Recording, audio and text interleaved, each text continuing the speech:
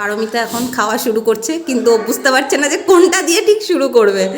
আর তার মধ্যে আজকে হয়েছে পোলাও, ভাত, পাঁচ ভাজা, শাক, আর এদিকে ভেজ ডাল। এটা ফুলকপির রোস্ট, মানে এটা আমি বানিয়েছি। আর এদিকে পাবদার ঝাল, এটা কি একটা সর্ষে পোস্ত দিয়ে কাটা মাছ, এটা চিকেন স্যালাড, এদিকে চাটনি, দই, এদিকে মিষ্টি, পাঁচ আর কোল্ড ড্রিঙ্কস, আর ওই যে পায়েস। ঠিক আছে, তুই এবার খা, আর খেয়ে পরে বলবি, জানাবি যে কেমন কেমন হয়েছে। হ্যাঁ হ্যাঁ হ্যাঁ, খা আস্তে আস্তে খা। আর এই যে এইখানে এই যে দুজন বসে আছে, হাফ প্যান্টওয়ালা দুজন। হ্যাঁ হ্যাঁ, বাহ, খুব সুন্দর। হঠাৎ করে ইয়ে হয়ে। আর মা এইদিকে এখন বাপির আর অমিতের খাবার বাড়ছে। মা তাকাও একবার দেখি, একবার তাকিয়ে নাও। মা এখন আর খুবই ব্যস্ত হয়ে গেছে।